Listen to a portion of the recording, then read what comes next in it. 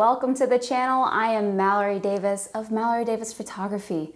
Today, let's dig into the magical world of photographing hummingbirds.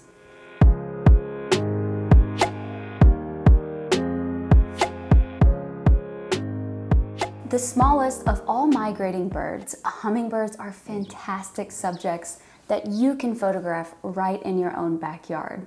However, because of their small size and extremely fast nature, it can be really difficult to figure out how to capture these beautiful birds.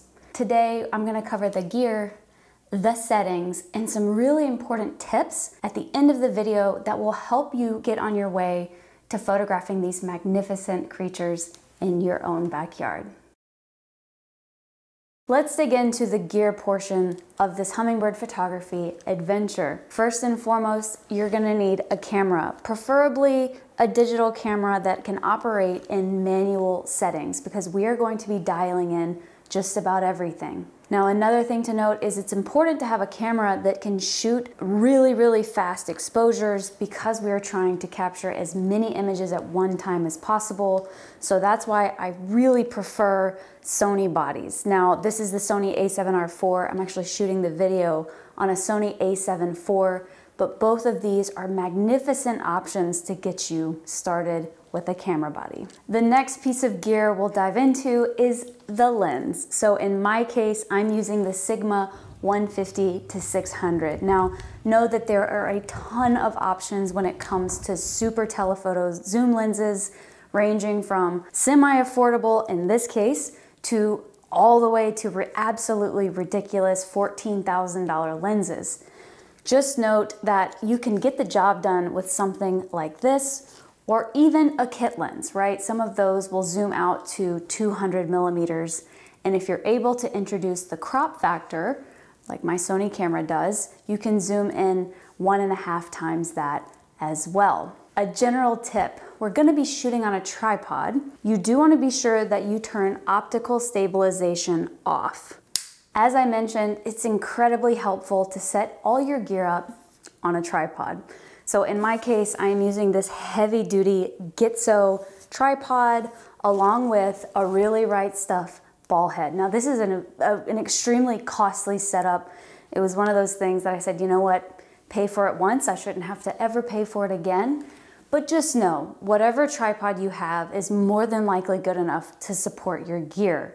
But a tripod allows you to sit back, have your camera on a remote shutter, and enjoy the show. Speaking of a remote shutter, this is what I'm talking about. Now, most of the time I use a wired shutter cable for my astrophotography outings, but when it comes to birding, this is an absolutely phenomenal, cheap piece of kit. Now, this is essentially a receiver that plugs in to the top of the camera, and it lives in the hot shoe. Now, here you have a remote. So a lot of times what I will do is have my camera set up facing one of my feeders. I can be inside and have my remote, and when I see a hummer coming, pow, pow, pow, pow, pow, pow, the camera fires away and I'm not even having to sit and watch. So this is a phenomenal way to ensure that you are able to access your camera even without being right at it and potentially scare away the hummingbirds. Now, speaking of firing away, the last piece of gear that I would highly recommend is a really fast memory card. So something like these Sony cards that write at a speed of 300 megabytes per second, that is gonna tell you that this is able to capture a ton of data, write it efficiently, and get ready to capture your next images. So having a fast and empty memory card is absolutely critical. With all the gear talk out of the way, let's grab our camera, let's grab our tripod, head to the backyard so we can discuss settings. All right, welcome to the backyard. Don't mind this massive monitor up here. It's going to allow you to see exactly what I'm doing on my camera. First and foremost, we're gonna be shooting in full manual mode today, so be sure your camera is set to manual to start. So for aperture, I am working with a variable aperture lens, which means as I zoom in, my aperture is going to change. So right now I'm at about 400 millimeters, nice and focused in on my subject. So with that, my aperture is currently at 6.3. So what I tend to do is based on the maximum aperture or the most amount of light that's able to be let in, I stop down 1 to 2 stops. So in this case, I'll go to f7, feels right, but in some cases I would go to f8 as well to ensure that the photo is nice and sharp and you're able to get all that beautiful detail of the hummingbird. The next thing we want to dial in is our ISO. So in this case, we're going to actually use auto ISO. So over here you can see we can go anywhere from 102,000, which is going to absolutely be disgusting. You'd never want to do that. But when you filter over to auto, this is actually going to allow the camera to automatically adjust your ISO based on changing lighting conditions. So it just minimizes one step you have to do to help you capture hummers without missing a beat. One thing to note about ISO is the fact that it can get pretty high, but don't be afraid of shooting anywhere from 1,000 to 2,000, heck, all the way up to 5,000 ISO, because there's incredible software that we can talk about in another video that will help you minimize noise in post-processing. The next setting we'll dial in is our shutter speed. Now here's where you can exercise a little bit of flexibility and creativity. If you're looking to absolutely freeze a hummingbird's wings in motion, you want your shutter speed to be 1/2500 and up. Because the hummingbird's wings are beating so quickly, you need that shutter speed to be absolutely split second to freeze the bird in motion. So 1/2500th of a second and up will allow you images like this.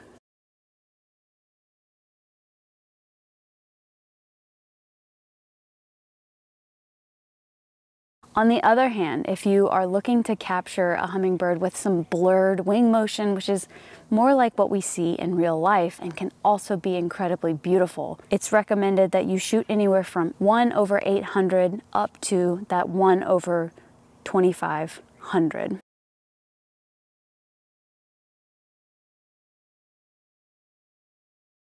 The next thing we need to dial in is our focus mode, because that's probably one of the trickiest things of capturing hummingbirds, is getting the focus exactly where you want it. So in this case, I'm gonna set my focus drive up to be continuous autofocus, which is going to allow my camera sensor to continuously be searching for my subject as opposed to it being locked in. Now, taking the focusing a step further, actually looking at our focus area is very important as well. So you'll see on my Sony camera here, I have a host of options ranging from wide, I have zone focus, I have center focus, flexible spot, as well as expand flexible spot. The way I like to shoot my hummingbirds is focusing using the flexible spot large, because I typically have an area that I know they like to land that I can then move my focus point to like so. And as they come, I'm dialed in just like this. And I can shift. Look at him. Incredible. Incredible. And this is why we come out and do this. It's so magical. Okay, another key thing to point out is if you happen to be shooting with certain Canon cameras, and I know a lot of the Sony bodies that have been released as of late, be sure to switch on Bird Focus AI. So I have it set up down here in my hotkeys as subject detection. So here you see I have it set to animal, and this is actually my Sony a7R IV, which doesn't have it, but the camera I'm shooting on here, it has the bird AI. So what it's going to actually do is look for bird eyes and let that set the focus point as well. So be sure, if you have that feature, to turn it on. And last but not least is how are we capturing in terms of the number of frames per second, etc. So what we're gonna do here is we're actually going to go to our drive mode in your camera. And so you'll see anything ranging from single shot, which is not what we want. You'll see continuous shooting. That's what we're looking for, or burst shooting. So in my case, you know, this camera has low, it has mid, it has high, and high plus. We absolutely want to dial in high plus to make sure that we're able to capture as many frames as quickly as possible. So let's see how that sounds.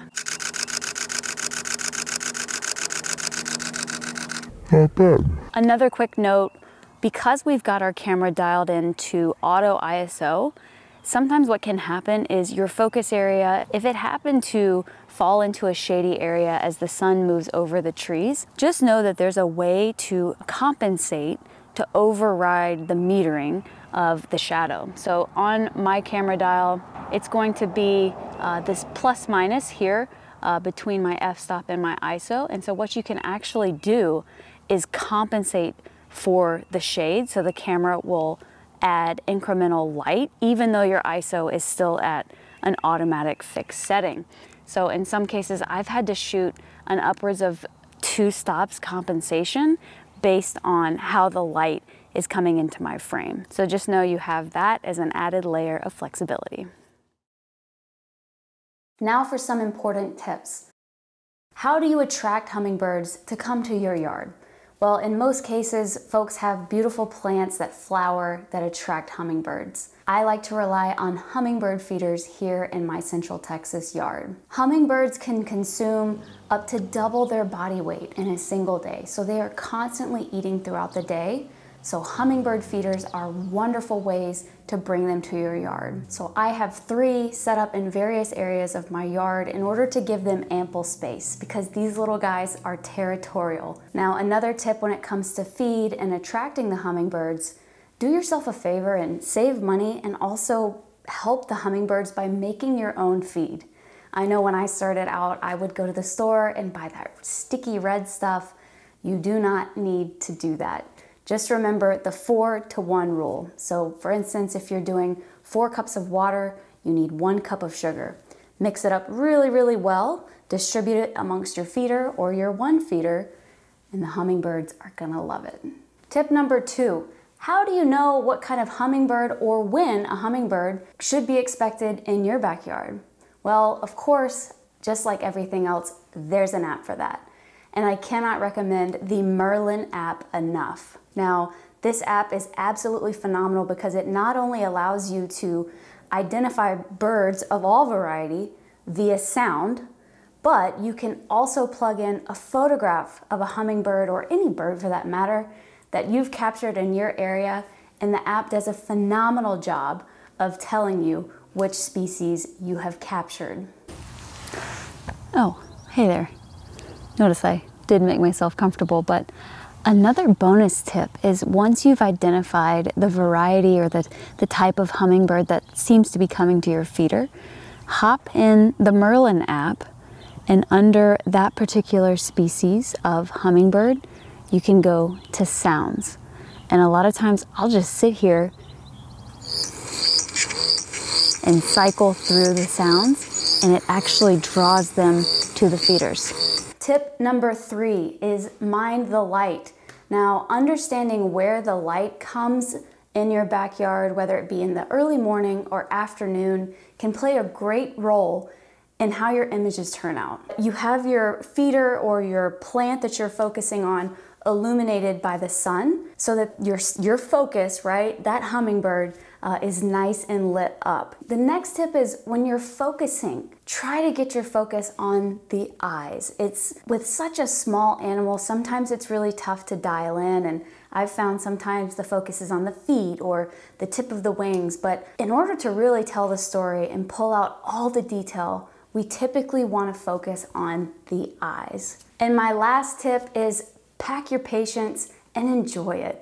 These birds are incredibly fast, and it can get frustrating at times when you miss them coming to the feeder or coming to your subject. Just know that hummingbirds are extremely predictable, however. They're almost on a regular schedule of coming to a particular feeder at a particular point on a particular day.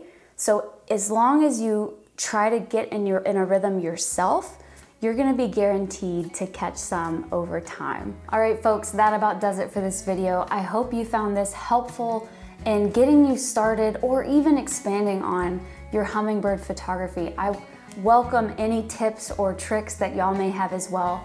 Please pop a comment down below of what setup you're using, what hummingbirds are coming to your area, and just any other general tips that may be helpful for the rest of our YouTube family here. But again, thank you so much for watching. If you can throw a thumbs up for me, that would be awesome. If you haven't already, subscribe to the channel for more content like this.